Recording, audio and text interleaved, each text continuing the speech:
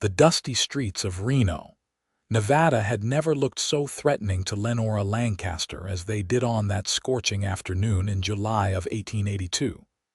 When she stood on the wooden sidewalk outside the Silver Dollar Saloon, her hand trembling as she reached for the door that would seal her fate forever.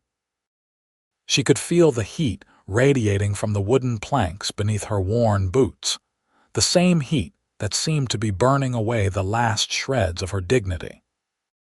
3 months had passed since her husband, James, had been killed in a mining accident, crushed under a cave in that left her with nothing but debts, and a small parcel of land that nobody wanted to buy.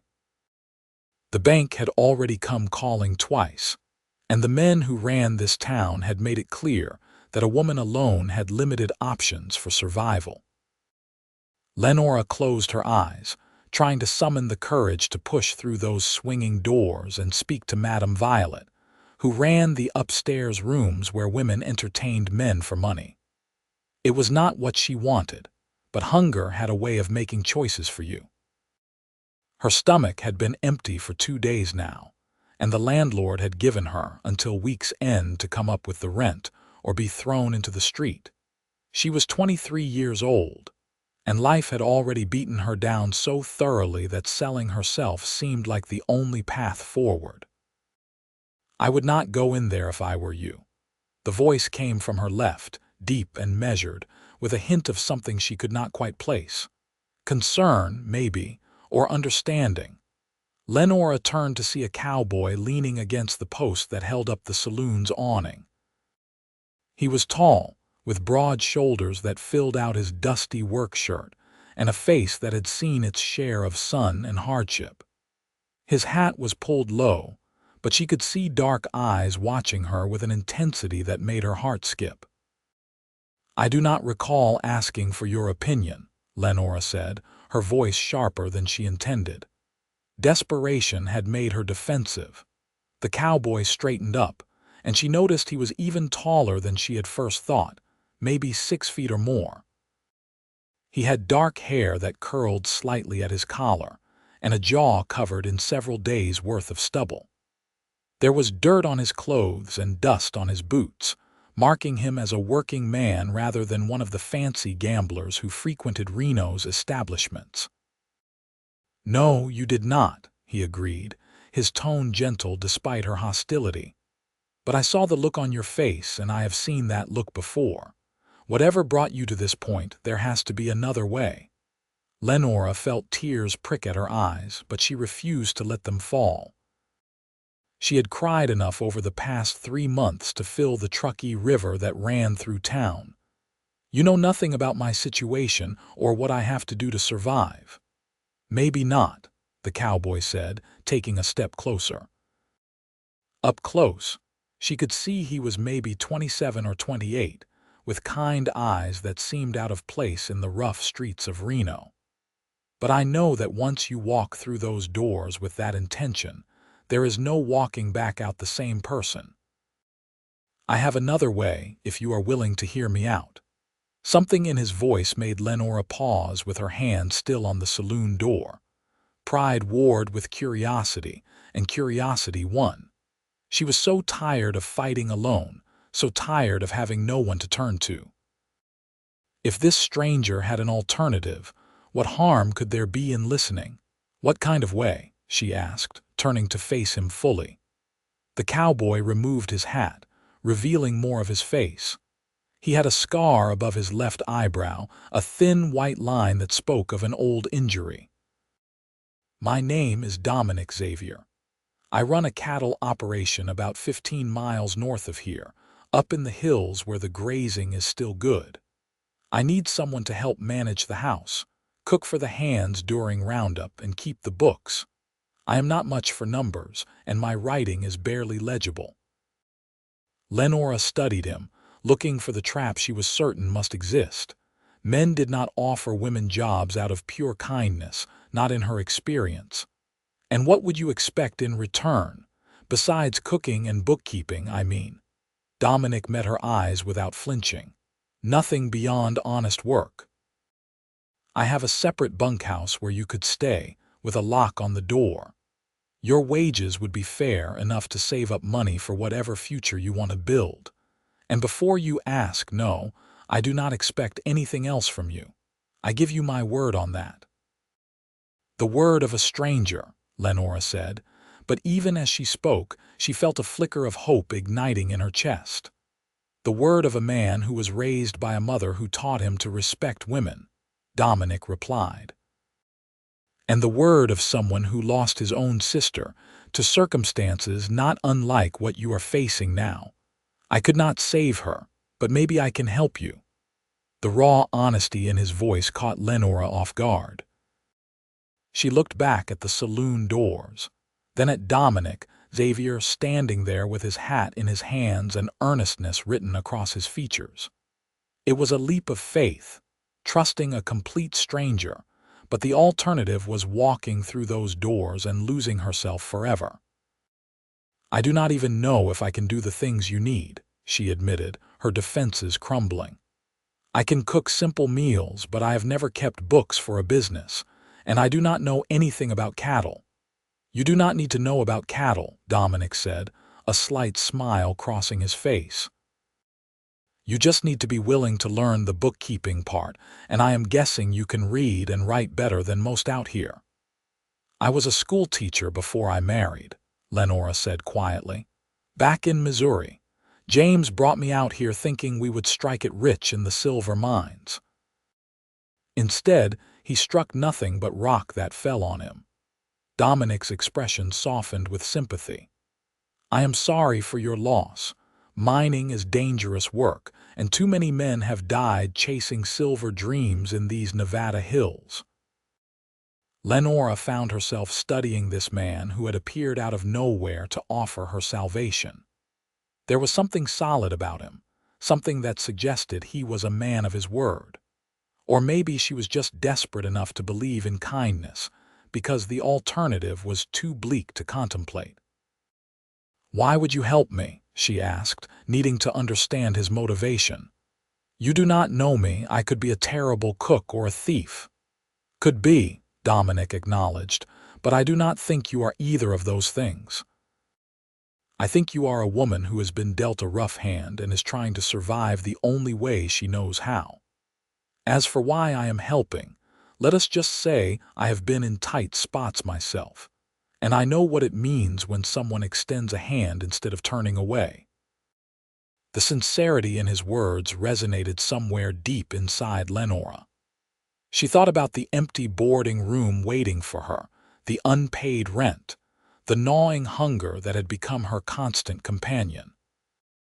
She thought about walking through those saloon doors and what it would mean for her soul, her future, her sense of self. "When would I start?" she heard herself say. Relief washed over Dominic's face. "Right now, if you are willing. I came into town for supplies, and I am heading back within the hour. You can gather whatever belongings you have, and we will load them on my wagon."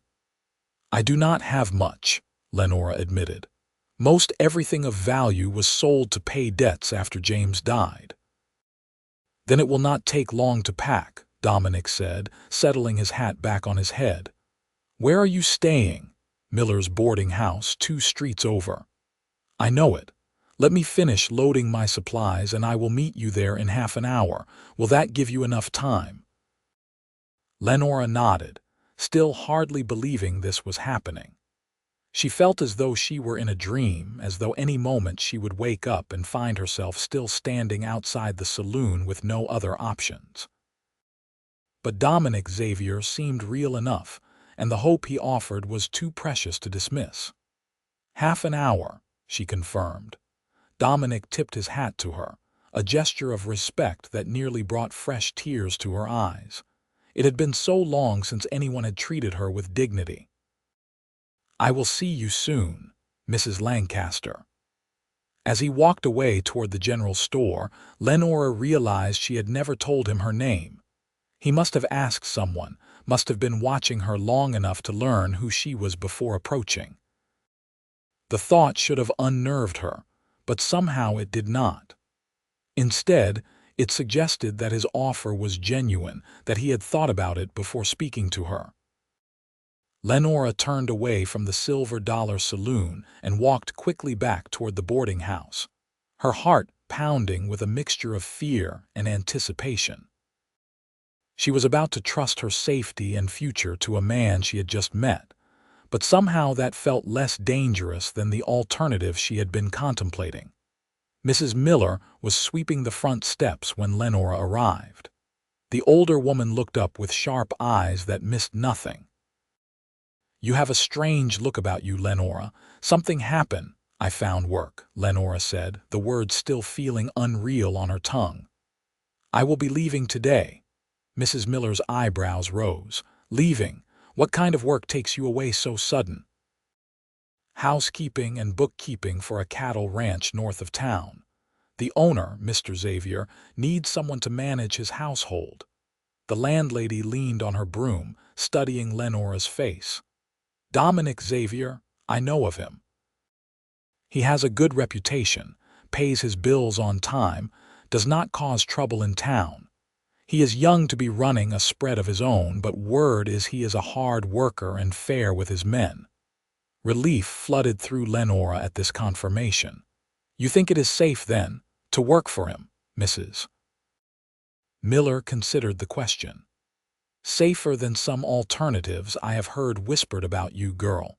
If Dominic Xavier offered you honest work, I would take it, but you keep your wits about you regardless.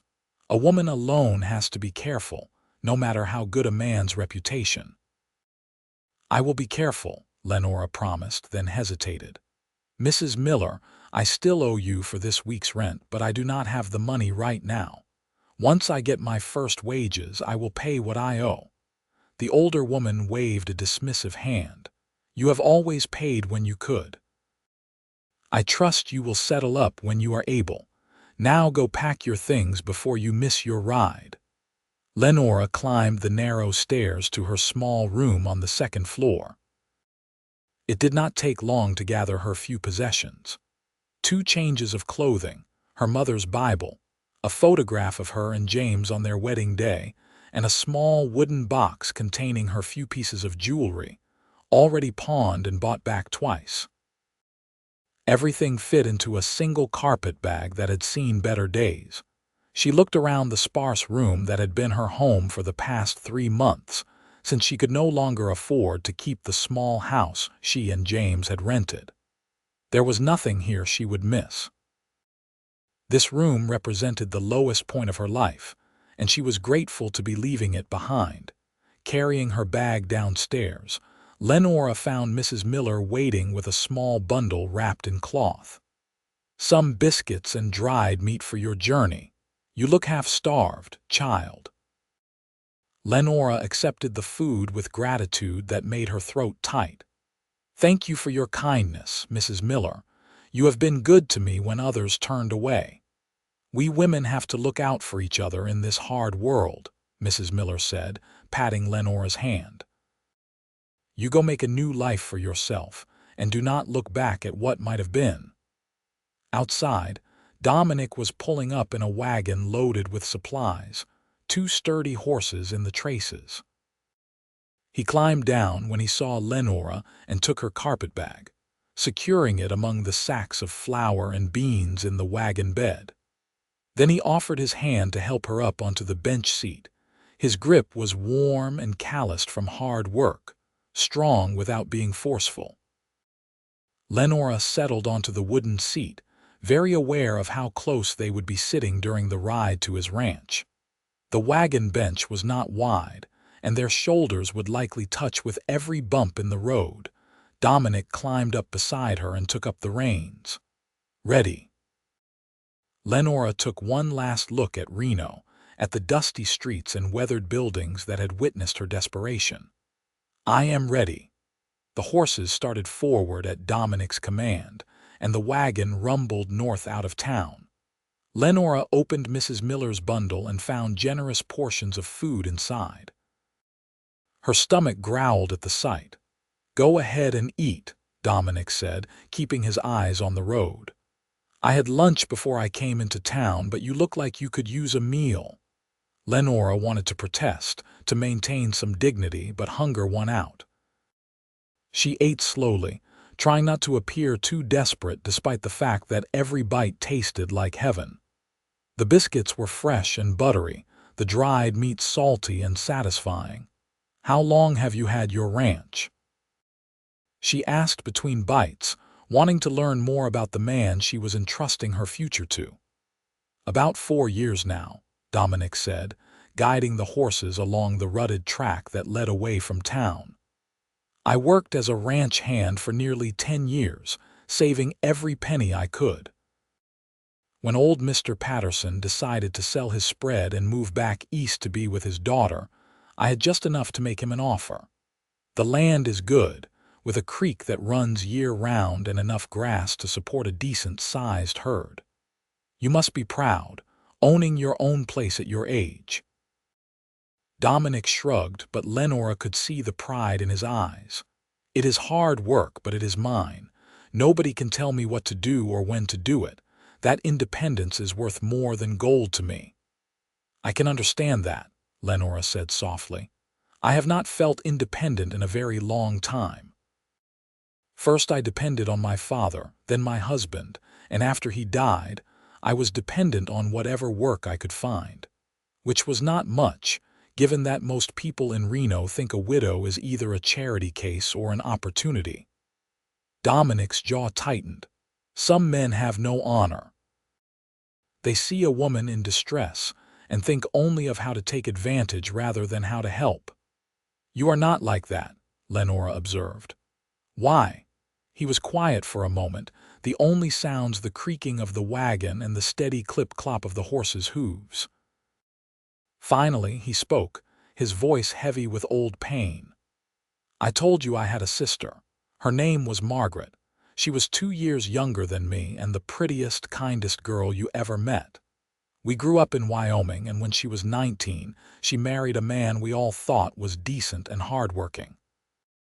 Lenora heard the shift in his tone and knew this story did not have a happy ending. "Turned out he was a drunk and violent besides," Dominic continued. "By the time Margaret worked up the courage to leave him, she had nowhere to go and no money. Our parents had both passed by then, and I was working on a ranch 300 miles away. She ended up in one of those saloons, doing what she had to do to survive." "Oh, Dominic," Lenora whispered. "I did not even know until I got a letter from the town sheriff telling me she had died. Consumption, combined with laudanum she was taking to cope with her life.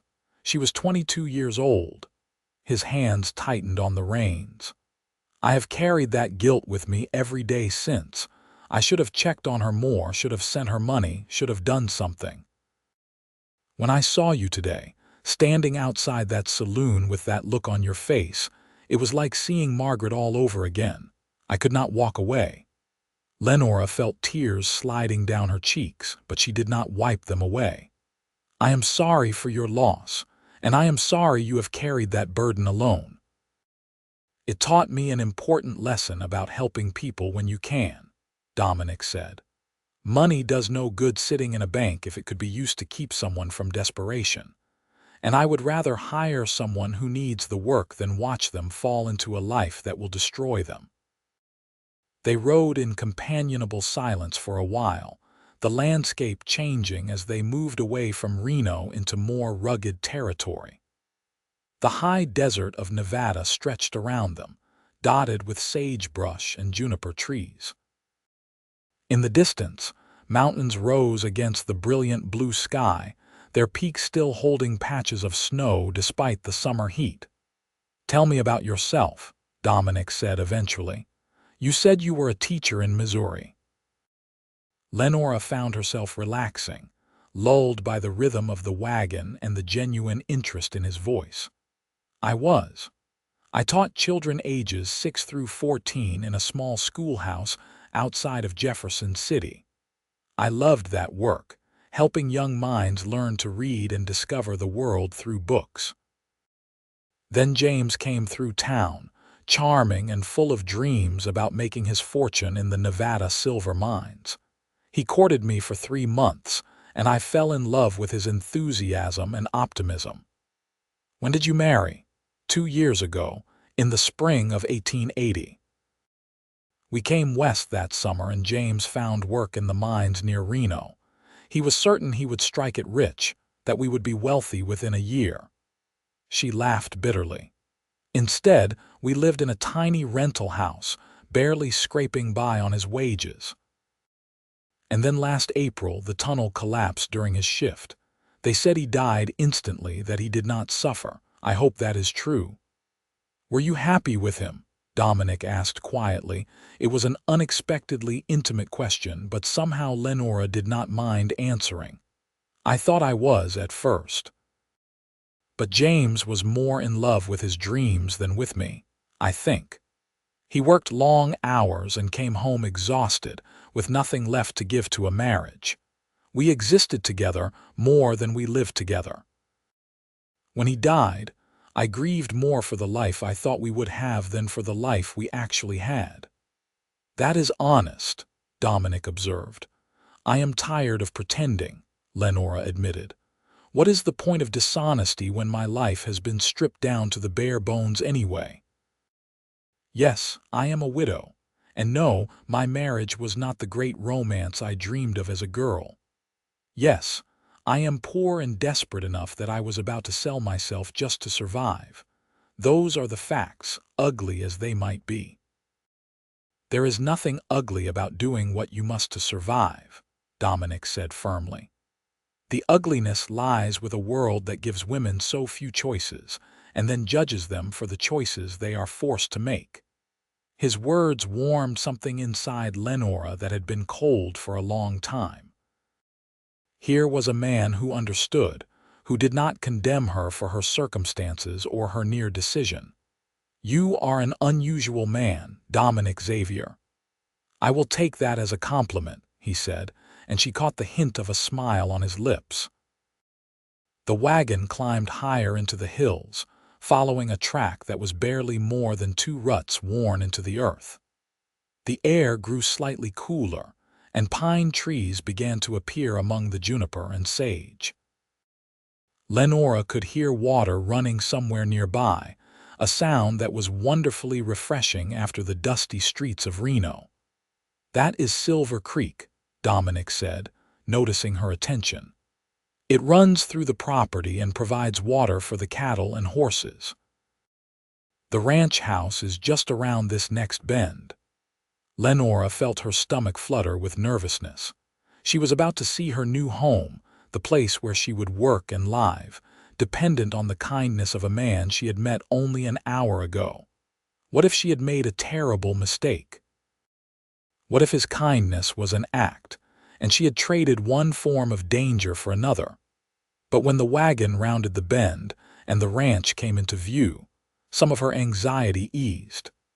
The house was a solid structure built of logs and stone, with a wide front porch and a stone chimney rising from one end. It was not large or fancy, but it looked well-maintained and welcoming. Nearby stood a barn and several outbuildings, all in good repair. Cattle grazed in a fenced pasture, and horses stood in a corral beside the barn. It is not much, Dominic said, sounding almost apologetic, but it is home. It is beautiful, Lenora said honestly. After months of living in a single boarding room, the ranch looked like paradise. Dominic pulled the wagon to a stop in front of the house and jumped down, then came around to help Lenora descend. His hands on her waist were brief and respectful, releasing her as soon as her feet touched the ground. "Let me show you around," he said, retrieving her carpet bag from the wagon bed. He led her first to a smaller building behind the main house, a single-room structure with a window facing east. Inside was a bed with a sturdy frame, a small table and chair, a washstand with a pitcher and bowl, and a trunk for storage. It was simple but clean, and infinitely more private than her boarding house room had been. "This was built for a foreman I thought I might hire," Dominic explained, setting her bag on the trunk. "But I decided I could manage the men myself and save the wages. The door has a good lock and I am the only one with a key besides you. You will have complete privacy here." Lenora looked at the little room that would be her sanctuary. "It is perfect." "The outhouse is behind the barn," Dominic continued, looking slightly uncomfortable discussing such practicalities with a woman. "And you are welcome to use the kitchen in the main house whenever you need. Actually, you will be using it often since cooking is part of your duties." "How many men do you have working for you?" Lenora asked. "Right now, just 2 regular hands, Carlos and Pete. They are good men, respectful and hardworking. During roundup and branding, I hire on a few more, but that will not happen until next spring. Carlos and Pete bunk in the main bunkhouse on the other side of the barn, well away from here." "And what exactly will my duties involve?" Dominic leaned against the doorframe, ticking items off on his fingers. "Cooking breakfast and dinner for myself and the hands. They are on their own for midday meals, usually taking cold food with them. Keeping the main house clean, though I am not messy, so that should not be too difficult. And most importantly, managing the books and accounts. I need someone to track expenses, record cattle sales, manage payroll for the hands, and generally keep me from losing money through poor record keeping." "When would you like me to start?" "Tomorrow is soon enough. Take today to settle in, rest up, and get your bearings. I will have Carlos and Pete come by before dinner so you can meet them and get a sense of how much food to prepare." Lenora nodded, feeling overwhelmed but in a good way. She had work, a place to stay, and the promise of wages that would allow her to save for her future. It was more than she had dared hope for just a few hours ago. "Dominic," she said as he turned to leave, "thank you. You saved my life today, whether you realize it or not." He looked back at her, his dark eyes serious. "You saved your own life by having the strength to accept help. That takes courage too." After he left to tend to the horses, Lenora sat on the bed and let the reality of her situation sink in.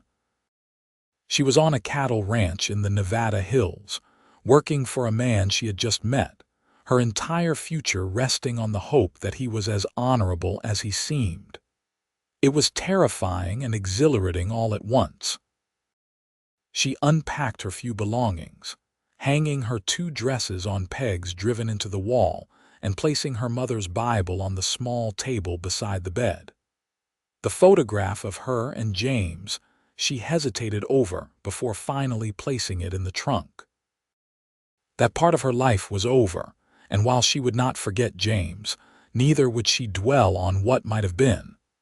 As the afternoon sun slanted through her window, Lenora washed her face and hands in the basin, using water from the pitcher.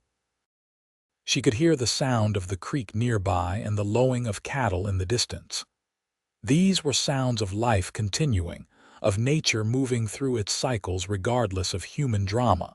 She found them comforting. A knock on her door made her start. "Mrs. Lancaster." "I am about to start dinner, and I thought you might want to see the kitchen and get familiar with where everything is." Lenora opened the door to find Dominic standing there, his hat in his hands. He had cleaned up since they arrived, his face scrubbed and his shirt changed. She felt suddenly self-conscious about her own appearance, dusty from travel and worn thin by months of hardship. "That would be helpful, thank you," she said, following him to the main house. The interior of Dominic's home surprised her with its comfort and order. The main room held a large fireplace with a bearskin rug in front of it, several chairs that looked handmade but sturdy, and a table with 6 chairs. Books lined a shelf on one wall, more books than she would have expected a cowboy to own. The kitchen area occupied one corner of the large room with a good-sized cast iron stove, a dry sink, and shelves holding dishes and cooking supplies. "I am not much of a cook," Dominic admitted. So I have been making do with simple meals. Beans, bacon, biscuits when I can manage them. The hands usually eat whatever I make without complaining, but I suspect they will be happy to have someone who actually knows their way around a kitchen. Lenora examined the supplies, taking mental inventory. I can make a decent beef stew with what you have here and biscuits to go with it. Do you have a root cellar, out back, dug into the hillside? It stays cool even in summer. There are potatoes, onions, carrots, and some apples from last fall that are still good. Then we will eat well tonight, Lenora said, feeling the first stirring of purpose she had experienced in months. Cooking for people, taking care of a home, these were things she knew how to do. She might not know anything about cattle ranching, but she could certainly manage a kitchen. Dominic showed her where everything was kept, apologizing for the somewhat haphazard organization. Lenora could see she would need to reorganize the kitchen to make it more efficient, but she kept that thought to herself for now. He had been managing on his own, and she did not want to criticize. "I will let you work then," Dominic said, backing toward the door. Carlos and Pete should be in within the hour, once they finish checking the fence line in the north pasture. "If you need anything, I will be in the barn tending to the horses." Left alone in the kitchen, Lenora tied on the apron hanging from a peg and set to work. It felt good to have her hands busy, to be doing something productive rather than sitting in her boarding room worrying about her future. She retrieved vegetables from the root cellar, marveling at how well stocked it was, and began preparing the stew. As she chopped potatoes and carrots, her mind wandered to Dominic Xavier. He was not a handsome man in the conventional sense, but there was something appealing about his honest features and kind eyes. He was strong without being brutish, capable without being arrogant. And he had shown her more respect in a few hours than most men had in the past 3 months. She caught herself thinking about how his hands had felt on her waist when he helped her down from the wagon, warm and steady and carefully respectful. It had been so long since a man had touched her with any kind of care. James had been passionate at the beginning of their marriage but had grown distant as his dreams of wealth consumed him. In the months before his death, they had barely touched at all. Lenora shook her head, pushing those thoughts away. She was here to work, not to develop romantic notions about her employer. Dominic had offered her a job out of kindness and guilt over his sister's fate, nothing more. She would be foolish to read anything else into his actions. The stew was simmering on the stove and biscuits were in the oven when she heard voices outside. Through the window, she saw Dominic walking toward the house with 2 other men. One was short and stocky with dark hair and a mustache, his skin deeply tanned. The other was tall and lanky, with red hair and a face full of freckles. Both looked to be in their 30s. Dominic led them into the house, and all 3 men removed their hats. "Mrs. Lancaster, I would like you to meet Carlos Mendez and Pete Wilson. They have been working for me since I bought this place. Gentlemen, this is Mrs. Lenora Lancaster. She will be managing the house and kitchen from now on." Carlos nodded respectfully. "It is a pleasure, Senora. We are happy to have someone who can cook proper meals." Pete grinned. No offense to the boss, but his biscuits could be used as ammunition if we ever run short. Even Dominic laughed at that. "No offense taken. I know my limitations in the kitchen." Lenora found herself smiling. "I hope my cooking meets with your approval, gentlemen. Dinner will be ready shortly." "It already smells better than anything we have had in months," Carlos said appreciatively. The men settled at the table while Lenora finished preparing the meal. She felt their eyes on her occasionally, but the glances were curious rather than leering.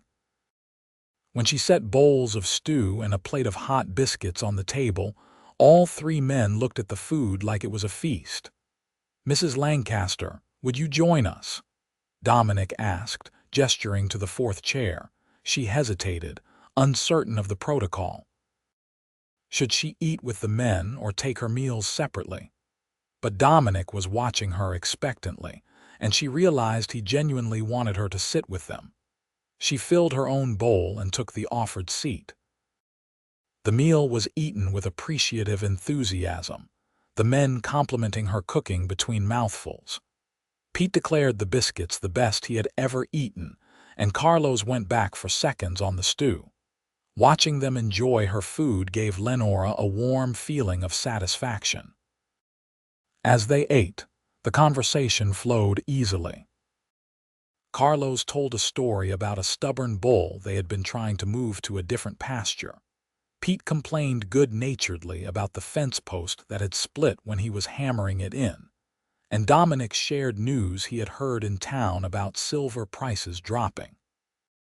Lenora mostly listened, content to absorb the rhythms of ranch life and the easy camaraderie between the men.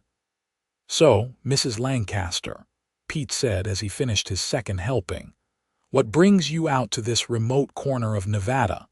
Lenora glanced at Dominic, uncertain how much to share. He gave her a slight nod, as if to say it was her story to tell or keep private as she chose. "I was recently widowed," she said simply. "Mr. Xavier offered me employment when I needed it most." Carlos's expression turned sympathetic. "I am sorry for your loss, Senora. Life can be very hard, especially for a woman alone." "It can," Lenora agreed, "but I am grateful for this opportunity to start fresh." After dinner, Carlos and Pete thanked her profusely and headed back to their bunkhouse. Dominic helped Lenora clear the table, an unexpected gesture that surprised her. "You do not have to help with this," she protested. "Cleaning up is part of my duties." "Maybe so, but I am not the type to sit idle while someone else works," Dominic replied, carrying dishes to the dry sink. "Besides, it gives us a chance to discuss the bookkeeping situation." He led her to a desk in the corner of the room that she had not noticed before. Opening a drawer, he pulled out a ledger book and several loose papers covered in messy handwriting. "This is my attempt at keeping records. As you can see, it is somewhat disorganized." Lenora looked through the papers, trying to make sense of his notes. Income from cattle sales was mixed with expense records, and half the entries lacked dates. It was chaos, but fixable chaos. "I can organize this. It will take some time to go through everything and set up a proper system, but it can be done." "That is what I was hoping to hear," Dominic said, looking relieved. "I will leave it in your capable hands. Whatever system you think works best is fine with me. I just need to know whether I am making or losing money at any given time." They stood close together in the lamplight, and Lenora was suddenly very aware of his nearness. He smelled of horses and hay and honest sweat, not unpleasant at all. When she looked up, she found him watching her with an expression she could not quite read. "You should get some rest," Dominic said, his voice slightly rough. "It has been a long day for you." "Yes," Lenora agreed, though she was not particularly tired. Something in the air between them felt charged, like the atmosphere before a lightning storm. "Thank you again, Dominic, for everything." "You have already thanked me enough," he said. "Just do the job I hired you for and we will call it even." But as Lenora walked back to her small cabin through the gathering darkness, she knew they would never be even. He had saved her from a fate worse than death, and she would carry that debt of gratitude with her always, whether he wanted her to or not. That night, lying in her narrow bed, Lenora listened to the unfamiliar sounds of the ranch settling around her.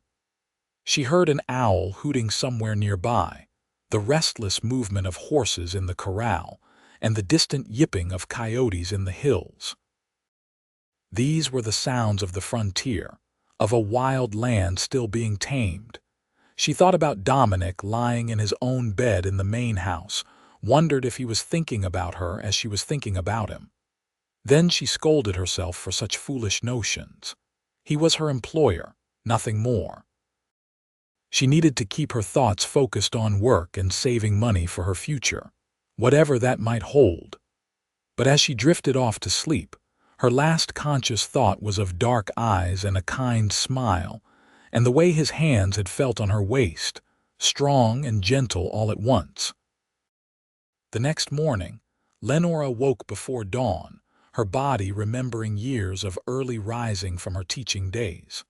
She washed and dressed quickly, then made her way to the main house through the gray pre-dawn light. To her surprise, Dominic was already up, building up the fire in the stove.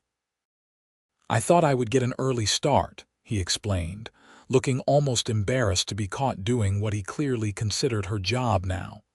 "Old habits." "I am glad you did," Lenora said. "I was not sure what time you wanted breakfast." "Usually around sunrise, so we can get to work once it is light enough to see properly. But there is no rush this morning. I want to show you the bookkeeping system properly and explain how the ranch operates financially." Over coffee, which Dominic made surprisingly well, he walked Lenora through the ranch's finances. He explained his income sources, primarily from selling cattle twice a year, with occasional sales of horses. His expenses included wages for Carlos and Pete, feed supplements for the livestock during winter, equipment repairs, and supplies for the house. "The ranch is profitable, but not by much," Dominic admitted. "I am still paying off the loan I took to buy the land, and that takes a significant portion of my income. I should have it paid off in another 3 years, and then things will get easier financially." Lenora made notes as he talked, her teacher's mind already organizing the information into categories. "I can set up a proper ledger system with columns for income and expenses, broken down by category. That way you will be able to see at a glance where your money is coming from and where it is going." "That sounds perfect," Dominic said, watching her write with obvious admiration.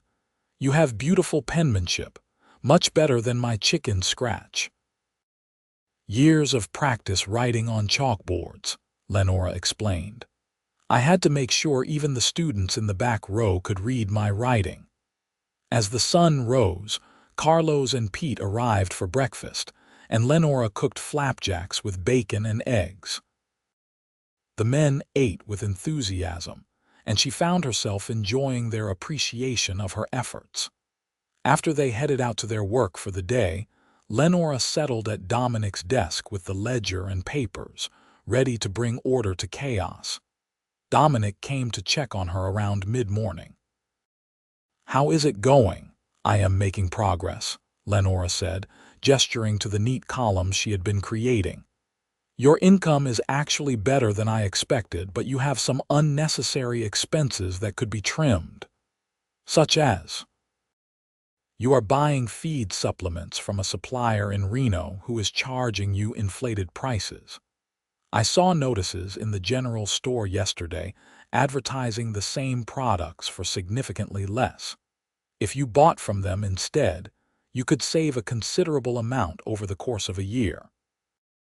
Dominic leaned over her shoulder to look at her figures, and Lenora caught that scent of him again, masculine and somehow comforting. "You figured that out in just a few hours of looking at my records." "I was a teacher," Lenora reminded him. "I am good with numbers and patterns. And it is obvious once you organize the information properly. I am beginning to think hiring you was the smartest business decision I have ever made," Dominic said, and there was something in his voice that made her look up. Their eyes met, and for a moment, neither spoke. Lenora felt her heart rate pick up, felt an awareness of him that had nothing to do with employer and employee relationships. She saw something flicker in his dark eyes, something that looked like attraction before he deliberately looked away. "I should get back to work," he said, straightening up. "I am helping Carlos repair the corral fence today." After he left, Lenora sat for a moment, her hands trembling slightly. She was attracted to Dominic Xavier.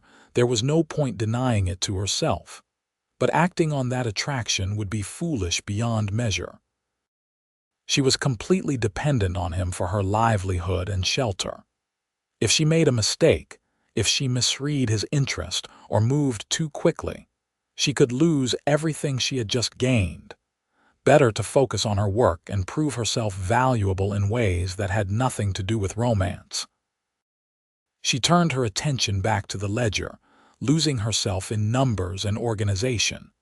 The days fell into a comfortable rhythm. Lenora woke early to prepare breakfast, then spent her mornings working on the books and managing the household. Afternoons were for preparing dinner and doing laundry or other chores. Evenings, she often sat on her cabin porch, watching the sun set over the Nevada mountains and feeling something like peace. She saw Dominic throughout each day, of course. He came in for meals, checked on her progress with the accounts, and sometimes lingered to talk after dinner once Carlos and Pete had left. They discussed books. As it turned out, they both loved reading. They talked about their childhoods, hers in Missouri and his in Wyoming. They shared opinions on politics and the development of the West and whether Reno would continue to grow now that the silver boom seemed to be slowing. These conversations were the highlight of Lenora's days, though she tried not to admit that to herself. Dominic was intelligent and thoughtful, and he treated her as an equal in a way that James never had. He asked her opinion and actually listened to her answers. He respected her judgment on household and financial matters. And sometimes, she caught him looking at her with an expression that made her breath catch. But neither of them acted on the growing tension between them. Dominic remained scrupulously respectful, never touching her beyond the occasional brush of hands when passing dishes at dinner. And Lenora maintained her professional distance, even as she found herself thinking about him more and more. 2 weeks after she arrived at the ranch, a problem arose that would test the boundaries they had so carefully maintained. Lenora was in the root cellar, taking inventory of their supplies, when she heard shouting from the direction of the barn. She emerged to see Dominic and Carlos struggling to control a horse that had apparently gotten spooked by something. The horse, a young stallion Dominic had been training, was rearing and kicking, its eyes rolling with fear. Dominic had hold of the lead rope but was being dragged around the corral. Carlos was trying to approach from the side, but the horse kept wheeling away. Without thinking, Lenora ran toward the corral. "Let him go," she shouted to Dominic. "You are going to get hurt." But Dominic either did not hear her or chose not to listen. He maintained his grip on the rope, trying to calm the panicked animal. Then the horse reared up high and its front hooves came down hard. One caught Dominic on the shoulder and he went down hard. The horse, freed from restraint, bolted to the far side of the corral. Carlos managed to secure the gate so it could not escape, then ran to where Dominic lay in the dust. Lenora was already there, kneeling beside him, her hands fluttering over him as she tried to assess the damage. "Dominic, can you hear me? Where are you hurt?" He groaned and tried to sit up, then fell back with a gasp. "My shoulder and my ribs." "Do not move," Lenora commanded, her voice sharp with fear. She turned to Carlos. "Help me get him to the house." Between the two of them, they managed to get Dominic on his feet and half carry him to the house. Pete had heard the commotion and came running to help. They got Dominic onto his bed in the small room off the main living area, a room Lenora had not been in before. "I am fine," Dominic protested through gritted teeth. "Just bruised." "Let me be the judge of that," Lenora said firmly. She turned to the hands. "Thank you, gentlemen. I can take care of him from here." After they left reluctantly, Lenora began carefully examining Dominic's injuries. She had some experience with this, having helped the town doctor in Missouri occasionally when someone was injured. First, she needed to see the extent of the damage, which meant getting his shirt off. "I need to remove your shirt," she said, trying to keep her voice clinical. Dominic flushed but nodded. "My shoulder is too painful to lift my arm. You may have to cut it." Lenora found scissors and carefully cut away the fabric, revealing Dominic's chest and shoulders. She tried to focus on the medical necessity rather than the expanse of tanned skin and muscle now exposed to her view. A large bruise was already forming on his left shoulder where the hoof had struck, and when she gently probed his ribs on that side, he winced. "I do not think anything is broken," she said after a careful examination, "but you are going to be very sore for several days." The shoulder took the worst of it. "I have been injured worse," Dominic said, though his face was pale with pain. "That does not mean you should ignore this," Lenora scolded.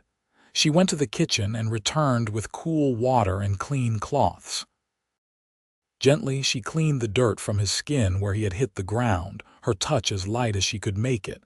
Dominic watched her face as she worked, his dark eyes intent. "You are good at this." "I have had some practice. In a small town, everyone pitches in when someone is hurt." She wrung out the cloth and laid it across the worst of the bruising. "You should rest for the remainder of the day. I will bring you something for the pain." "I have work to do," Dominic protested, "and it will still be there tomorrow. Carlos and Pete can manage for one day." She stood, her hands on her hips. "Do not make me regret caring about your welfare, Dominic Xavier." The corner of his mouth twitched. "You care about my welfare," Lenora felt her cheeks heat. "Of course I do. You are my employer. If something happened to you, I would be out of a job." But they both knew that was not the whole truth. The way she had run to him when he fell, the fear in her voice, the gentleness of her touch as she tended his injuries, all of it spoke to feelings that went far beyond employer and employee. "I will rest," Dominic said quietly. "If it will ease your mind." "It will," Lenora said, then fled the room before she did something foolish like cry or, worse, lean down and kiss him.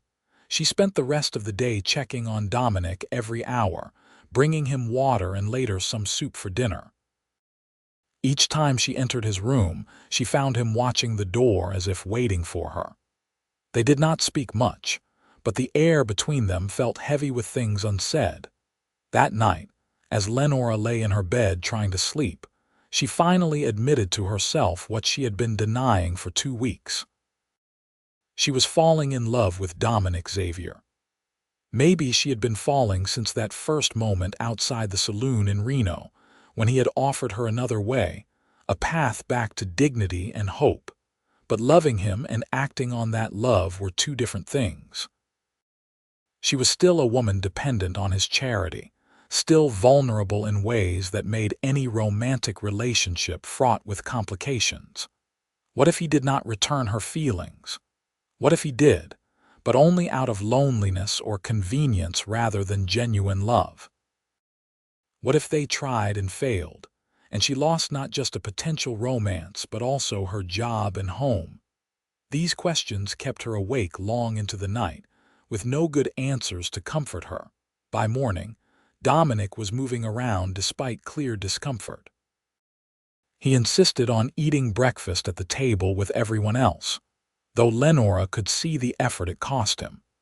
His left arm hung stiffly at his side, and he moved carefully to avoid jarring his injured ribs. "You should be resting," she told him as she set a plate of eggs and bacon in front of him. "I have rested enough," Dominic replied. "The ranch does not run itself." "The ranch will be fine for another day or two while you heal properly," Lenora countered. "Carlos and Pete are perfectly capable of handling things." Carlos nodded in agreement. "She is right, boss. Pete and I can manage the routine work. You rest up so that shoulder heals right." "See," Lenora said, feeling vindicated. "Even your own men are telling you to take it easy." Dominic looked like he wanted to argue, but then he met Lenora's eyes and seemed to reconsider. "All right. I will take it easy today, but I am not staying in bed. I can sit at the desk and review the books or something equally undemanding. It was a compromise, and Lenora accepted it. After breakfast, she settled Dominic at his desk with the ledger and went about her chores. But she was very aware of his presence throughout the morning, of the way he occasionally looked up from the books to watch her as she worked. Around midday, she brought him coffee and some of the biscuits left over from breakfast. As she set the plate beside him, Dominic caught her hand gently.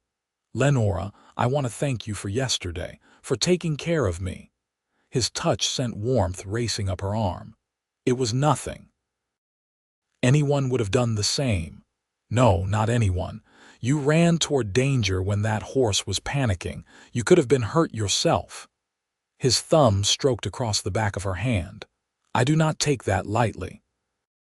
Lenora looked down at their joined hands, his so much larger than hers, roughened by work but holding hers with such care. "I was frightened when you fell, I thought." "What did you think?" She met his eyes, those dark eyes that had been haunting her dreams. "I thought I might lose you." And I realized in that moment that I could not bear it. The words hung between them, an admission that changed everything. Dominic's grip on her hand tightened slightly. "Lenora," he said, his voice rough with emotion. "I have been trying not to say anything, trying to keep things professional between us. You work for me, and I do not want you to feel pressured or obligated in any way. But the truth is, I have not stopped thinking about you since the moment I saw you outside that saloon. And it has nothing to do with pity or wanting to save you. It is about you, the woman you are, your strength, your intelligence, your kindness. I am falling in love with you, and I do not know what to do about it." Lenora's heart was pounding so hard she was certain he could hear it. "You are falling in love with me. Is that so hard to believe?" Dominic asked, standing up despite his injuries.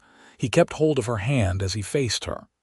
"Lenora, you are extraordinary. You took a desperate situation and turned it into opportunity. You have brought order to my chaos, comfort to my home, and light to days that felt endless and lonely. How could I not fall in love with you?" Tears pricked at her eyes. "I thought I was alone in feeling this way. I thought you were just being kind, that you would never see me as anything more than an employee you felt sorry for." "I have never felt sorry for you," Dominic said firmly. "Concerned for your welfare, yes. Angry at circumstances that put you in a terrible position, absolutely. But pity? Never. You are not someone to be pitied, Lenora. You are someone to be admired." She gave a watery laugh. "I do not feel very admirable. I feel like a mess most of the time." "You are a beautiful mess, then," Dominic said, and before she could respond, he cupped her face with his free hand and kissed her. It was a gentle kiss, careful of her feelings and his injuries, but it lit something inside Lenora that had been dark for so long. She leaned into him, her free hand coming up to rest against his chest, feeling his heart beating as rapidly as her own. When they finally broke apart, both were breathing hard. Dominic rested his forehead against hers. "Tell me you feel the same. Tell me I have not misread this." "You have not misread anything," Lenora whispered. "I am falling in love with you too, Dominic. I tried to keep my feelings professional, but I cannot help it. You have given me so much more than a job. You have given me hope and purpose, and a reason to look forward to tomorrow." "Then we will figure this out together," Dominic said. "No matter what complications might arise, no matter what people might say, we will figure it out because what I feel for you is worth fighting for." They stood together in the quiet of the afternoon, holding each other carefully, both aware that they had just crossed a line that would forever change their relationship. But neither of them wanted to go back. Whatever lay ahead, they would face it together. Over the next few weeks, Dominic's injuries healed and their relationship deepened. They were careful around Carlos and Pete at first, not wanting to make the men uncomfortable, but it soon became obvious that something had changed between the boss and his housekeeper. Carlos was the first to comment one evening after dinner when Pete had already left. "Senora Lenora, I hope you do not mind me saying, but the boss is a different man since you came here. Happier, more at peace." Lenora felt her cheeks warm. "He is a good man." "He is," Carlos agreed. "And you are good for him. I am glad he found you." The simple acceptance meant more to Lenora than she could express. She had worried that the men might lose respect for Dominic or for her if they became romantically involved, but Carlos at least seemed to approve. As summer deepened into fall, Dominic and Lenora spent every moment they could together. After dinner, when the hands had retired for the evening, they would sit on the porch of the main house, watching stars emerge in the vast Nevada sky. They talked about everything and nothing, sharing their dreams and fears. "I want to expand the ranch," Dominic told her one evening, his arm around her shoulders as they sat on the porch steps. "Buy more land, increase the herd, build something that will last, that could support a family someday." "A family?" Lenora asked softly. Dominic looked down at her, his eyes serious in the twilight. "I know it is too soon to talk about such things, that we have only known each other a few months, but I cannot help thinking about the future, Lenora, and every time I do, you are in it." Lenora's heart swelled with emotion. "I think about the future too, and it frightens me sometimes how much I want it, how much I want you." "Why does it frighten you?" She was quiet for a moment, gathering her thoughts. "Because I lost everything once before. I built a life with James, and when he died, that life crumbled. I am afraid of investing everything in another person, only to lose them again." Dominic tightened his arm around her. "I cannot promise that nothing bad will ever happen. Life is uncertain and accidents happen. But I can promise that I will do everything in my power to build a life with you that will last. And if something does happen to me, I will make sure you are taken care of, that you will never face the desperation you faced in Reno." "Do not talk about something happening to you," Lenora said, pressing closer to him. "I only just found you. I am not ready to contemplate losing you." "Then let us focus on living," Dominic said, pressing a kiss to the top of her head. "On building something together." As autumn turned the aspens gold in the mountains above the ranch, Dominic asked Lenora to marry him. It was not a fancy proposal, no ring or elaborate planning. They were in the barn together, Lenora having brought him lunch while he was repairing a saddle, when he simply looked up at her and said, "Marry me, Lenora. Make this permanent. Make us permanent." Lenora set down the basket she was carrying and stared at him. "Are you serious?" "More serious than I have ever been about anything," Dominic replied, setting aside his work and standing to face her. "I love you. I want to wake up next to you every morning and fall asleep with you in my arms every night.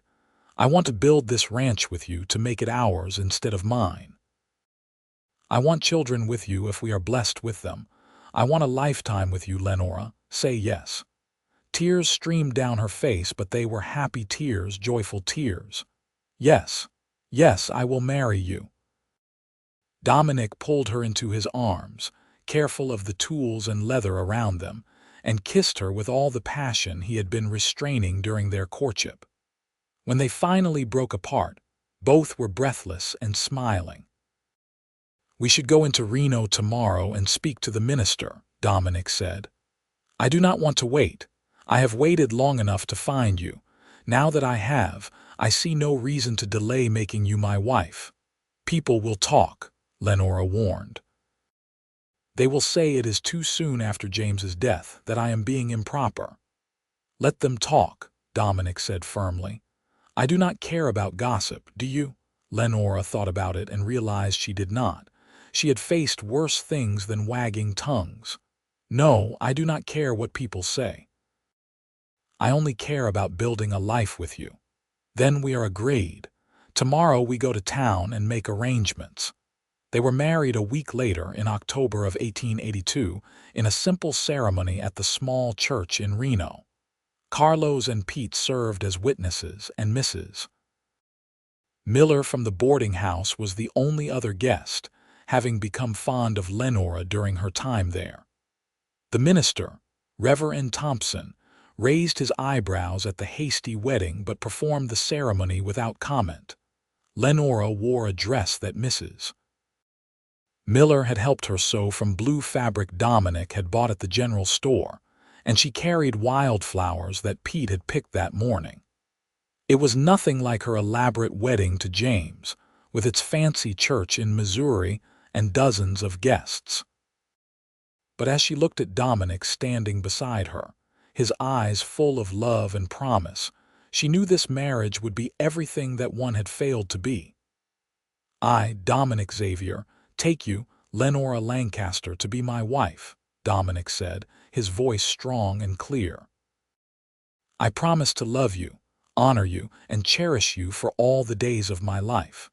I promise to build a home with you, to face whatever challenges come our way together, and to never let you doubt how deeply you are loved." Lenora could barely get her own vows out through her tears. "I, Lenora Lancaster, take you, Dominic Xavier, to be my husband. I promise to love you, support you, and stand by your side through whatever life brings. I promise to be a true partner to you, to build a future with you, and to never forget that you saved me when I had nowhere else to turn." When Reverend Thompson pronounced them husband and wife, Dominic kissed her with such tenderness that Lenora felt her heart might burst with happiness. This was what love was supposed to feel like, she realized. Not the desperate passion of her youth, but something deeper and more lasting, built on respect and genuine affection. After the ceremony, they had a simple dinner at the hotel restaurant, Carlos and Pete insisting on paying for the meal as their wedding gift. Mrs. Miller gave them a beautiful quilt she had made, the stitching so fine it looked like artwork. "Every new marriage needs a quilt made with love," Mrs. Miller said, hugging Lenora tightly. "You be happy now, child. You deserve it." That night, as they drove the wagon back to the ranch under a sky full of stars, Lenora felt more at peace than she had in years. She was Lenora Xavier now, wife to a good man who loved her, partner in a ranch that was starting to feel like home. "Are you happy?" Dominic asked, glancing at her as the horses plodded along the familiar road. "Happier than I ever thought I could be again," Lenora replied honestly. "When I was standing outside that saloon in July about to sell myself just to survive, I never imagined that by October I would be married to a wonderful man, living on a beautiful ranch, with a future full of promise ahead of me." "I thank God I saw you that day," Dominic said softly, "and that I had the courage to speak to you. My life was empty before you came into it, Lenora. I did not even realize how empty until you filled it with your presence." When they arrived home, Dominic lifted Lenora down from the wagon, then surprised her by sweeping her up into his arms. "I am carrying my wife over the threshold," he announced, grinning at her startled expression. "Dominic, you will hurt your shoulder again. My shoulder is fine and you weigh hardly anything. Now hush and let me do this properly." He carried her into the main house, which would now be their shared home. Lenora had moved her few belongings from the cabin earlier that week, and her dresses now hung alongside Dominic's shirts in the bedroom wardrobe. It was strange and wonderful to see their lives intermingling in such practical ways. That night, they came together as husband and wife, and Lenora discovered that physical intimacy could be tender and beautiful when it was built on love and respect. Dominic was patient and gentle, taking his time, making sure she felt cherished rather than used. It was a revelation after years of perfunctory relations with James. Afterward, lying in Dominic's arms with her head on his chest, Lenora felt complete in a way she never had before. "I love you," she whispered into the darkness. "I love you too," Dominic replied, his arms tightening around her. "Thank you for saying yes. Thank you for taking a chance on us." "Thank you for offering me another way," Lenora said, echoing his words from that fateful day in Reno. "You saved my life, Dominic. In every way a person can be saved." Life on the ranch settled into new rhythms as husband and wife. Lenora continued to manage the house and books, but now she also worked alongside Dominic in ways she had not before. He taught her to ride properly, and they spent afternoons exploring the ranch lands together, Dominic pointing out landmarks and explaining his plans for expansion. "See that valley to the north," he said one day as they sat on horseback overlooking their property. "I am thinking of buying that land if it becomes available.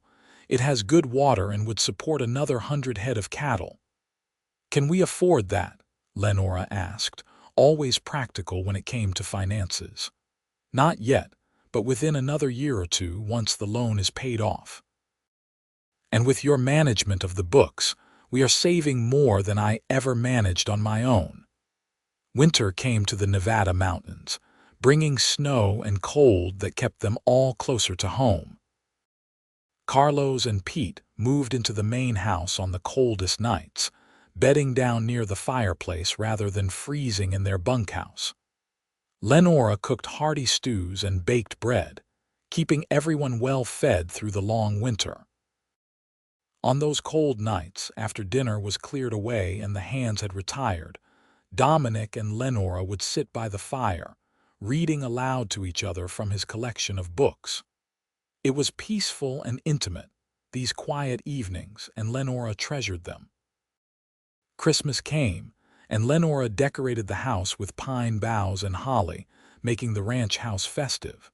She cooked a special dinner, and they all exchanged small gifts. Dominic gave Lenora a beautiful shawl he had bought from a traveling merchant, the wool dyed a rich purple. Lenora gave him a new leather vest she had sewn herself, working on it in secret for weeks. As winter turned to spring, Lenora realized she was pregnant. She was nearly certain before she said anything to Dominic, waiting until she was sure before sharing the news.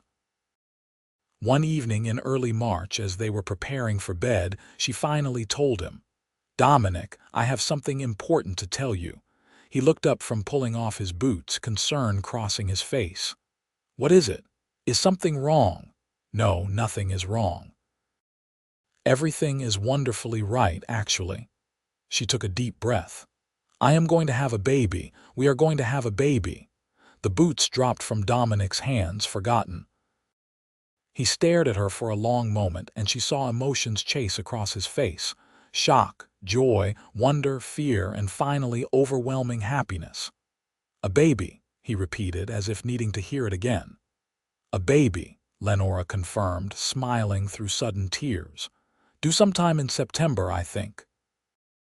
Dominic was across the room in 2 strides, pulling her into his arms and holding her as if she were made of glass. "Lenora, that is incredible. We are going to be parents. I am going to be a father." "Are you happy?" she asked, needing to hear him say it. "Happy does not begin to cover it," Dominic said, pulling back to look at her face. "I am thrilled, terrified, and grateful all at once. A child, our child." Over the next few months, Dominic became almost comically protective. He did not want Lenora doing heavy work, insisted she rest more, and worried constantly about her health. She found his concern both touching and occasionally frustrating. "I am pregnant, not sick," she reminded him when he tried to prevent her from carrying a basket of laundry. "Women have been having babies since the beginning of time. I will be fine." "I just want to make sure you and the baby are safe," Dominic said, looking slightly sheepish. "I know I am probably being overprotective, but I cannot help it. I appreciate your concern, truly. But I also need to feel useful and capable. We will find a balance." They did find that balance, with Dominic gradually learning to trust that Lenora knew her own limits. She continued to manage the household and books, though she did allow Carlos and Pete to take over the heavier chores. Both men were excited about the coming baby and treated Lenora with even more gentleness than before. As Lenora's belly grew round with their child, she and Dominic spent evenings talking about the future, about what kind of parents they wanted to be, about hopes and dreams for their son or daughter. "I want our children to feel safe and loved," Lenora said one night, her hand resting on her swollen stomach. "I want them to grow up knowing they can always come home, that they will always have a place here." "They will have that," Dominic promised, "and more. They will have parents who love each other, which is more than many children can say. They will see what a good marriage looks like, how partners should treat each other." "You think we have a good marriage?" Lenora asked, though she already knew the answer. "The best," Dominic said, kissing her gently. "You are my partner in every sense of the word, Lenora. This ranch is as much yours as it is mine, and I value your opinion on everything.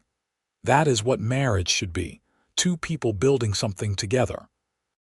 In September of 1883, just over a year after Lenora had nearly sold herself outside the Silver Dollar Saloon, she gave birth to a son. The labor was long and difficult, and there were moments when both Lenora and Dominic feared things might go wrong. But with the help of the local midwife, a capable woman named Mrs. Jameson, Lenora delivered a healthy baby boy in the early hours of a cool autumn morning. When Mrs. Jameson placed the baby in Dominic's arms for the first time, Lenora watched her husband's face transform with wonder and love. He held his son with careful reverence, tears streaming down his face. "He is perfect," Dominic whispered. "Lenora, he is perfect." "What should we name him?" Lenora asked, exhausted but happy. They had discussed names endlessly but never settled on one. Now, looking at their son, Dominic seemed to know immediately. "James, after your first husband. He brought you west, and even though things did not work out as planned, he was part of your journey to me. I think we should honor that." Lenora felt tears slip down her cheeks at his generosity. "Are you sure? We could name him after your father." "I am sure. James Xavier. It is a strong name for what I hope will be a strong man someday." Little James proved to be a relatively easy baby, sleeping well and feeding hungrily. Lenora recovered from the birth quickly, and within weeks, she was back to managing the household, though now with a baby on her hip more often than not. Dominic was a devoted father from the start. He helped with nighttime feedings, changed diapers without complaint, and could often be found simply holding his son and marveling at him. Carlos and Pete were equally smitten, taking turns entertaining the baby and arguing good-naturedly over who would teach him to ride first. The ranch continued to thrive under Lenora's management and Dominic's hard work. By the time James was a year old, they had paid off the original loan and purchased that Northern Valley Dominic had wanted. The herd grew, and they hired 2 additional hands to help manage the increased workload. Life was good, better than Lenora had ever dared dream during those dark days in Reno. She had a husband who loved her, a healthy son, and a home that felt solid and permanent. The fear that had dogged her for so long, the fear of losing everything again, gradually faded as she realized that what she and Dominic had built together was strong enough to weather any storm. 2 years after James was born, Lenora gave birth to twin girls, Sarah and Emma. This pregnancy had been harder, and Dominic had worried constantly, but the twins arrived healthy if a bit early. Now their house was full of the sounds of children, and Lenora found herself busier than she had ever been. But she was also happier than she had ever been. She watched Dominic with their children, saw his patience and love, and felt grateful every day for the man who had offered her another way when she had been out of options. One evening, when James was 4 and the twins were 2, Dominic and Lenora sat on their porch after the children were in bed. It had become their ritual, these quiet moments together while the ranch settled for the night. "Do you ever think about that day in Reno?" Dominic asked, his arm around her shoulders. "When I first saw you outside the saloon." "Sometimes," Lenora admitted.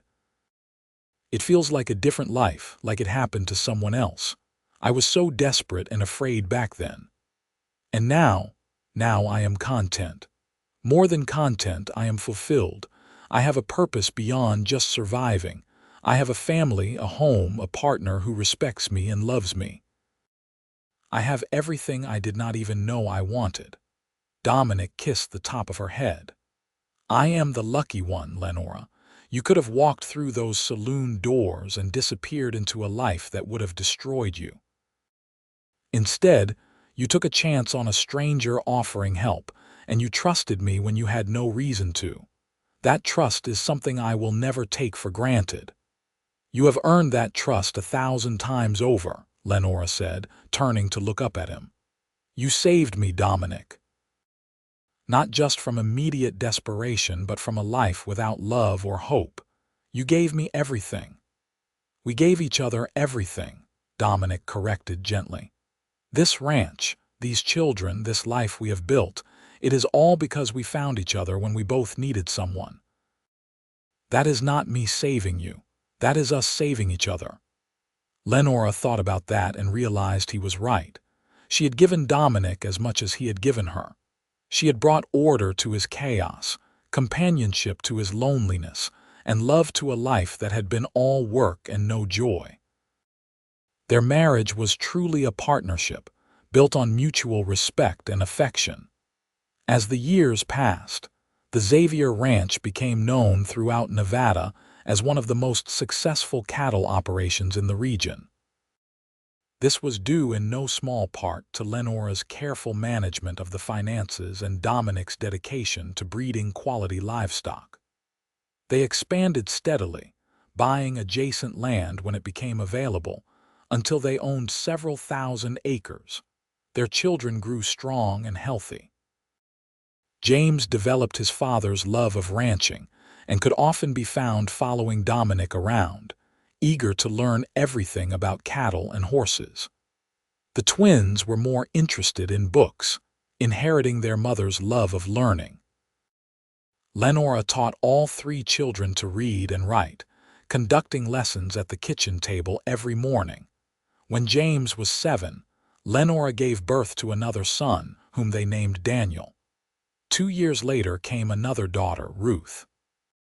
The house was always full of noise and activity, children running in and out, laughter echoing through the rooms. Carlos and Pete became like uncles to the children, teaching them skills and telling them stories. Pete married a widow from Reno named Martha, and she became Lenora's close friend. Carlos eventually brought his aging mother up from Mexico to live with him in a small house. Dominic helped him build on the ranch property.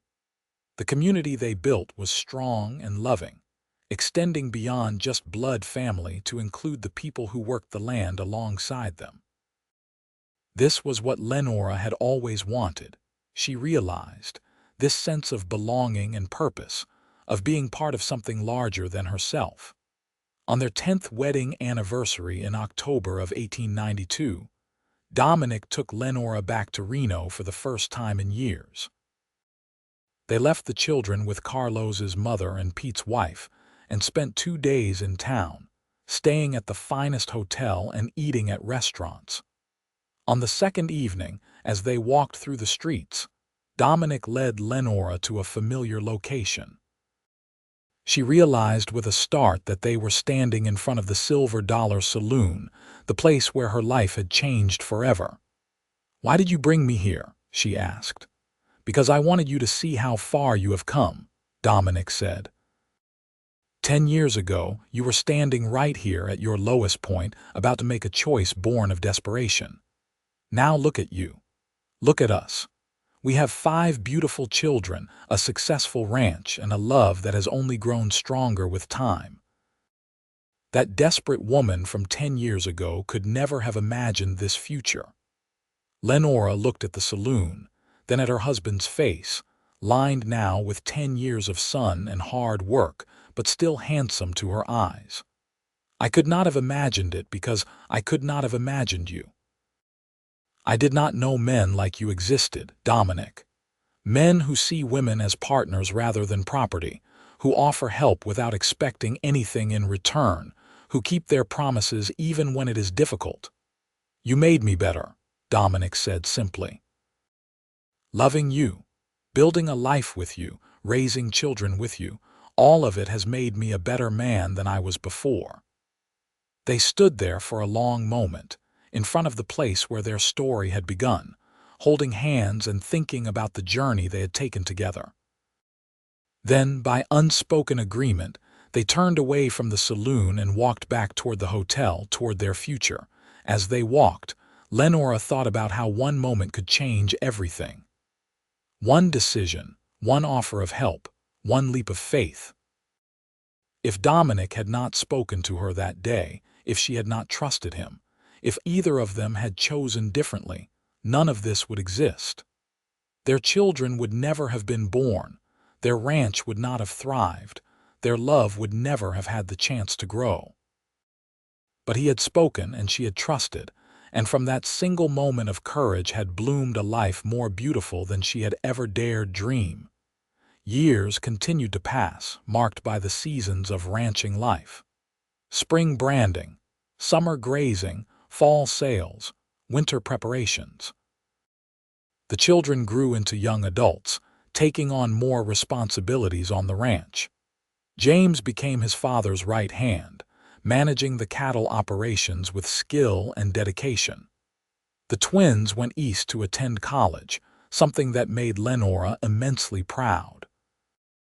Daniel showed a talent for horse training, and young Ruth declared she wanted to be a teacher like her mother had been. Dominic's hair started to gray at the temples, and Lenora found lines around her eyes when she looked in the mirror, but neither minded these signs of aging. They had earned every gray hair and every wrinkle through years of hard work and joyful living. On their 20th anniversary, in October of 1902, the whole family gathered for a celebration. The twins had come home from college, and Pete and Martha were there with their 3 children. Carlos's mother, now quite elderly, sat in a place of honor at the table. Even Mrs. Miller from the boarding house had been persuaded to make the trip from Reno. After dinner, James stood to make a toast. At 21, he was tall and strong, looking remarkably like his father. "To my parents," he said, raising his glass, "who built this ranch from almost nothing and created a home full of love. You have shown all of us what a true partnership looks like, how to face challenges together, and how to build something lasting. Thank you for the example you have set, and for the love you have always shown us." Everyone raised their glasses, and Lenora felt tears threatening. She looked around the table at the faces of the people she loved, the family she and Dominic had created together, and felt overwhelming gratitude for the life she had been given. Later that night, after everyone had left or gone to bed, Dominic and Lenora sat in their usual spot on the porch, looking up at the stars. 20 years, Lenora said softly. Sometimes it feels like forever, and sometimes it feels like no time at all. I know what you mean, Dominic replied, holding her close. I look at our children, grown or nearly grown, and I wonder where the years went. But then I look at you, and I still see the beautiful, courageous woman who agreed to take a chance on a cowboy she barely knew. And I look at you and see the man who saved me in every way that matters, Lenora said, who gave me another way forward when I thought I was out of options, who loved me when I felt unlovable. You were always lovable, Lenora. You just needed someone to show you that. They sat in comfortable silence for a while, listening to the night sounds of the ranch. An owl hooted somewhere in the trees, and cattle moved restlessly in the distance. These sounds had become the soundtrack of their life together, as familiar as breathing. "You have any regrets?" Dominic asked suddenly. "About the life we have built, the choices we have made." Lenora thought about the question seriously before answering. "No regrets. There have been hard times, certainly.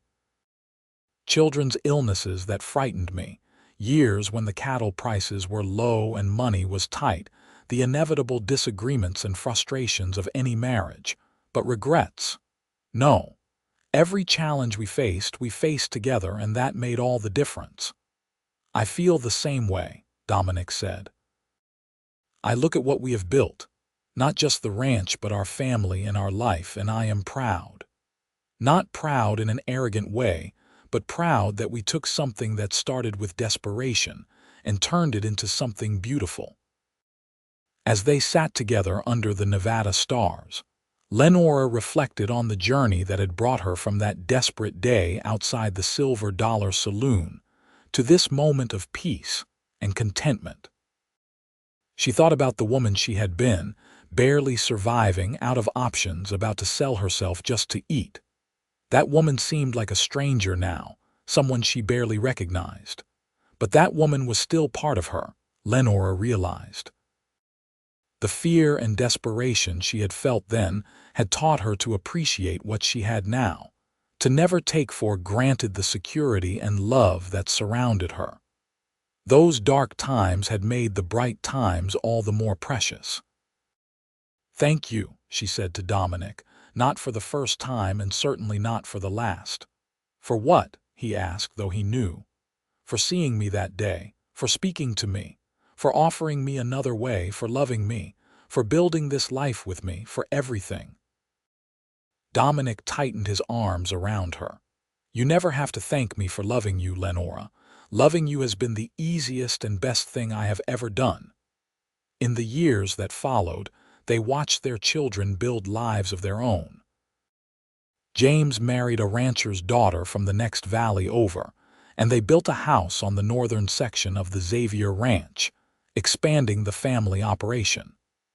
The twins both found careers in education, with Sarah becoming a professor and Emma a school administrator.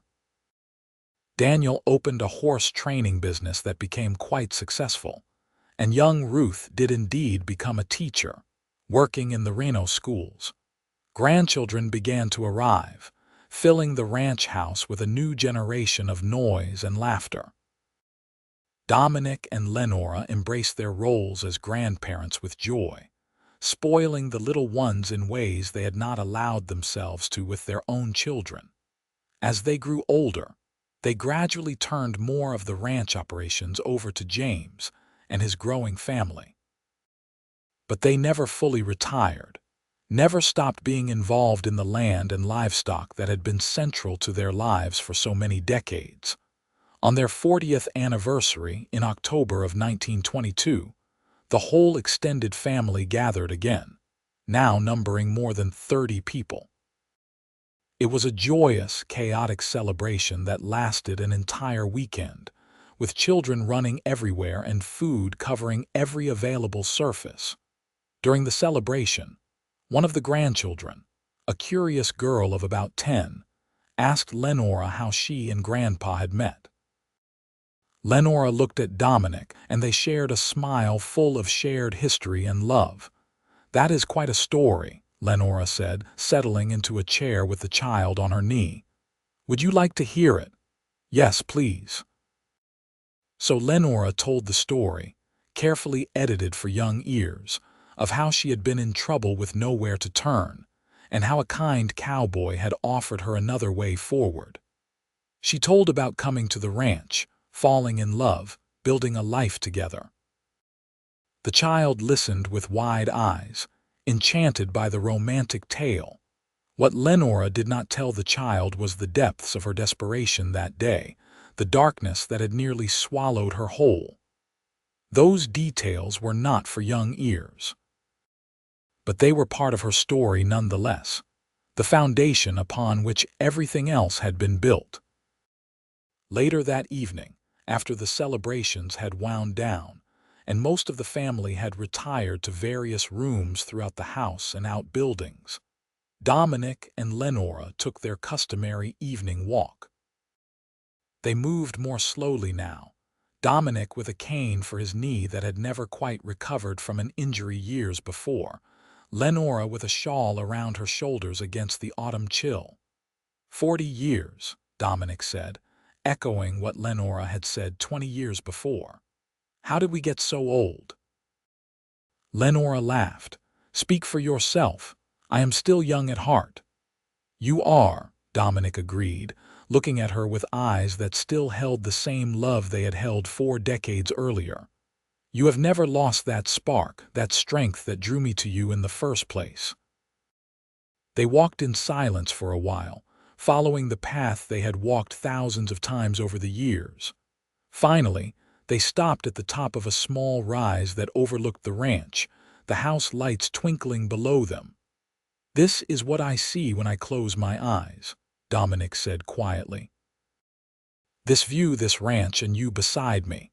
This is my heaven, Lenora, and mine, Lenora agreed, leaning against him.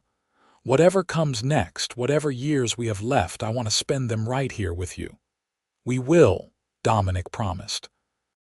We will watch our grandchildren grow, maybe even meet great-grandchildren if we are lucky. We will sit on that porch and count stars and remember all the good years we have had together. No regrets, Lenora asked, echoing his question from years before. No regrets, Dominic confirmed. Only gratitude for the woman who trusted me enough to take a chance, and for the life we have built together. They stood there for a long time, 2 elderly people who had once been young and desperate and hopeful, now old and content and grateful. They had built something that would outlast them, a legacy not just of land and livestock, but of love and family, and the courage to choose hope over despair. As the stars emerged above them, the same stars that had witnessed the beginning of their story so many years before, Lenora thought about that moment outside the Silver Dollar Saloon. That moment when she had been about to give up, to surrender the last of her dignity just to survive. And she thought about the cowboy who had appeared out of nowhere to offer her another way. Sometimes, she knew, salvation came in unexpected forms. Sometimes it came as a stranger with kind eyes and a generous heart. Sometimes it came as an offer of honest work when you were about to make a desperate choice. And sometimes, if you were very lucky, it came wrapped in love that grew stronger with each passing year. She and Dominic had saved each other, she realized. He had saved her from immediate desperation, but she had saved him from loneliness and a life half lived. Together, they had created something neither could have achieved alone. A home, a family, a love that had weathered every storm and emerged stronger. I love you, Lenora said, the words as true now as they had been the first time she spoke them. I love you too, Dominic replied, as he had replied countless times before and would reply countless times again. Always. And there, under the vast Nevada sky, on the ranch they had built together, surrounded by the family they had created, Dominic and Lenora Xavier stood together, still partners, still in love, still grateful for the day he had offered her another way and she had been brave enough to take it. Their story had begun in desperation and grown into something beautiful, proof that sometimes the darkest moments come right before the dawn, and that one act of kindness can change not just one life but generations to come. The ranch would continue, passed down to their children and grandchildren, a testament to what 2 people could build when they chose love over fear, hope over despair, and trust over suspicion. And every time their descendants gathered on that porch to watch the sunset, they would be sitting in the shadow of a love story that had started with a simple offer of another way forward, and had blossomed into a legacy that would endure long after Dominic and Lenora had gone to their rest. It was a story worth telling, worth remembering, worth celebrating, a reminder that even in our darkest hours, salvation might be standing just around the corner, waiting for us to be brave enough to reach out and take the hand being offered. The end.